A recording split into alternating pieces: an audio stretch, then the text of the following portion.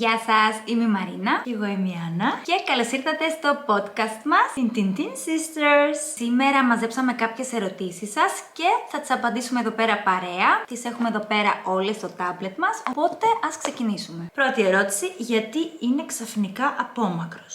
Έχουν κάποια σχέση ή ότι ήδη βγαίνανε, ρε παιδί μου, σε ναι, ραντεβού ότι λογικά. βγαίνανε ρε παιδί μου Ναι. τα παιδιά και ξαφνικά κάνει ghosting και είναι λίγο distant. Λοιπόν, βγαίνω με έναν τύπο, όλα τέλεια και ξαφνικά είναι απόμακρος. Δεν απαντάει τόσο συχνά στα μηνύματα, ξεχνάει γενικά να με πάρει τηλέφωνο, ενώ έχει πει θα με πάρει. Άρα αλλάζει συμπεριφορά. Ναι. Έτσι, ωραία. Το έχουμε. Λοιπόν, έχει χάσει το ενδιαφέρον του. Θα πω εγώ, ή κάτι άλλο τον απασχολεί περισσότερο από εμένα αυτόν τον καιρό. Δηλαδή, είτε η δουλειά του έχει πάρα πολύ στρες, είτε έχει κάποια οικογενειακά προβλήματα. Γενικά κάτι στο περιβάλλον του τον απασχολεί, οπότε δεν έχει χρόνο για σένα, ή υπάρχει τρίτο πρόσωπο. Και γενικά στο χρόνο να δείξει, γιατί αυτό δεν είναι κάτι που κρύβεται, οπότε αργά ή γρήγορα θα αποκαλυφθεί. Πώς να ξέρω αν είναι σοβαρός μαζί μου? Λογικά αν το πάει για σχέση, εγώ καταλαβαίνω. Ναι. Γιατί σοβαρό, βέβαια ο καθένας το ορίζει αλλιώς, αλλά θα πω σοβαρό ότι λογικά βγαίνετε ραντεβού και αν πάει προς το. Σοβαρά το πράγμα, ας πούμε.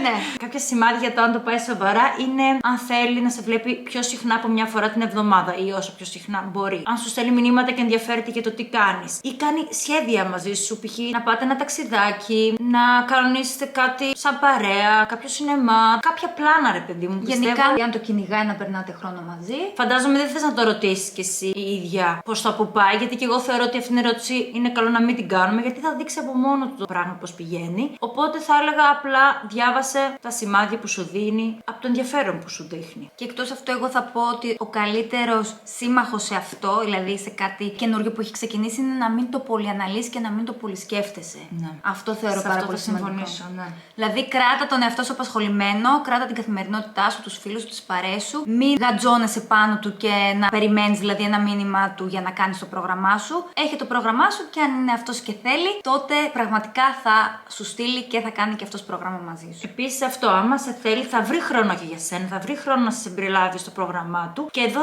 εγώ θα το απαντήσω λίγο αντίστροφα. Πότε δεν σε βλέπει σοβαρά, είναι αν αδιαφορεί για σένα, αν του στέλνει μόνο εσύ και το ρωτά, ξέρεις, θα βγούμε αυτήν την εβδομάδα, σε δω το Σαββατοκύριακο. Αν λοιπόν το ενδιαφέρον είναι μονόπλευρο και μόνο εσύ στέλνει και ενδιαφέρεσαι και ρωτά, τότε θεωρώ ότι σου δείχνει ήδη τα σημάδια ότι δεν το πάει τόσο σοβαρά ή δεν είναι ακόμα έτοιμο για κάτι πιο σοβαρό. Ή τέλος πάντων δεν είναι ίσως η κατάλληλη στιγμή το κατάλληλο άτομο. Συμφωνώ. Λοιπόν, πάμε στην τρίτη ερώτηση. Γιατί αποφεύγει να μιλήσει για το μέλλον? Εγώ δεν θα το πάρω τόσο αρνητικά. Υπάρχουν και άνθρωποι που δεν θέλουν να κάνουν σχέδια, γιατί μετά φοβούνται ότι αν κάτι που το έχουν σχεδιάσει έτσι δεν γίνει με αυτόν τον τρόπο, ίσως απογοητευτούν και να πέσουν και σε κατάθλιψη. Βέβαια, νομίζω το άτομο αυτό το ρωτάει με την έννοια, γιατί μιλάει για το μέλλον, π.χ. ίσως τι διακοπές θα κάνουμε το καλοκαίρι ή αν θέλει παιδιά. Νομίζω ότι αυτό εννοεί. Ωραία, τότε αυτό συμφωνώ ότι είναι παρόμοιο με την προηγούμενη ερώτηση και είναι ανάλογα. Άμα θέλει να περάσει χρόνο μαζί σου, θα το κάνει χωρίς να χρειάζεται να μιλάει γι' αυτό. Βέβαια, είναι κάτι διαφορετικό στο να έχετε σχέση και να μην θέλει να μιλήσει για το μέλλον, ενώ εσύ το ρωτάς και θέλεις να μάθεις ή να κάνετε σχέδια. Και είναι κάτι άλλο αν δεν μιλάει κανείς σας για το μέλλον και απλά αυτός από μόνος του δεν αναφέρεται σε πλάνα για το κοντινό ή μακρινό μέλλον, έτσι. Ναι, γιατί άμα είναι αυτό που λέει η Άννα, τότε είναι αρνητικό. Γιατί μάλλον δεν σε βλέπει στο μέλλον του ή δεν έχετε τα ίδια σχέδια για το μέλλον. Ή αποφεύγει να μιλήσει για το μέλλον σας γιατί δεν βλέπει αυτός κάποιο κοινό μέλλον και απλά θέλει να ζήσει το τώρα. Την επόμενη φορά σε ερωτήσεις σας μπορείτε να γράφετε και λίγες παραπάνω λεπτομέρειες για να μπορούμε να σας δώσουμε τις κατάλληλες συμβουλές, να ξέρουμε και λίγο την κατάσταση. Ναι, για τώρα λίγο. Υποθέτουμε εμείς πράγματα, αλλά μετά θα ξέρουμε εμείς λίγο παραπάνω την κατάσταση, οπότε θα μπορούμε να σας βοηθήσουμε λίγο περισσότερο με τη συμβουλή μας. Ναι, ελπίζω να καλύπτουμε βέβαια όλο το εύρος των πιθανών ερωτήσεων.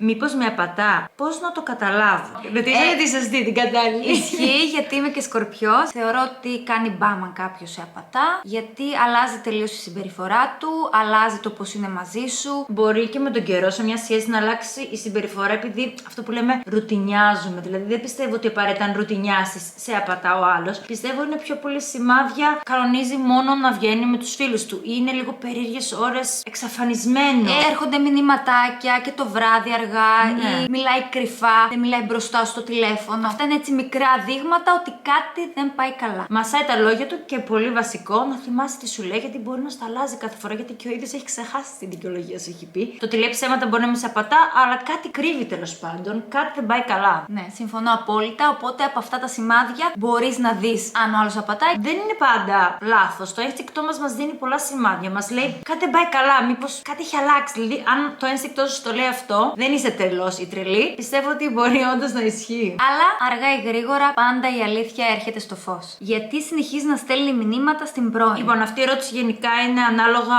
με το τι σχέση έχει με τον πρώην σου. Θα πω εγώ το στο εξωτερικό γενικά. Συνήθως όταν ένα ζευγάρι χωρίζει, κρατάει πολύ φιλικές σχέσεις και είναι και φίλοι και καμιά φορά το χρόνο, στα γενέθλια, ξέρεις, ρωτάς τι κάνεις, χρόνια πολλά. Είναι πολύ φυσιολογικό να έχεις μια τυπική σχέση, αλλά όχι κάτι που να κρατάει μέρες, κάτι ερωτικό. Υπάρχουν και όρια δηλαδή. Αρχικά να το ξεκαθαρίσουμε ότι είναι καλό όταν μιλάει με την πρώην να ξέρει ότι έχει καινούργια σχέση η πρώην ή ο πρώην. Ένας άλλος λόγος είναι καθαρά εγωιστικός, γιατί βλέπεις ότι ο πρώην σου έχει προχωρήσει και θες να τον γυρίσεις πίσω σε μια κατάσταση επειδή εσύ ακόμα δεν έχεις προχωρήσει συναισθηματικά. Ή ζητάς την επιβεβαίωση. Ακριβώς. Ή ζητάει την επιβεβαίωση, ναι. Θέλει να δει, είναι ο καινούριος πιο σημαντικός από μένα. Μήπως έχει ακόμα αισθήματα. Οπότε είναι αυτό το εγωιστικό που λέμε, αυτό που θέλουμε λίγο να αποδείξουμε την αξία μας και να μην χάσουμε κάτι που θεωρούσαμε ότι ήταν δικό μας. Η κτητικότητα λοιπόν. Κακό πράγμα. Ακριβώς. Το καλύτερο είναι μακριά και αγαπημένοι, να μην έχουν καν επαφή.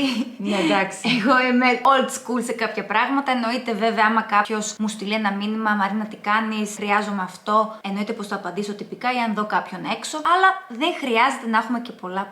Συμφωνώ. Λοιπόν, αυτές οι ερωτήσεις για σήμερα. Τις υπόλοιπες θα τις απαντήσουμε σε part 2. Αν σας άρεσε το βιντεάκι, κάντε subscribe και like. Γράψτε μας στα σχόλια τις γνώμες σας, στα σχόλια τις ερωτήσεις σας, ό,τι θέλετε. Και θα τις απαντήσουμε και αυτές στα επόμενα επεισόδια. Είμαστε οι Tin Tin Tin Sisters.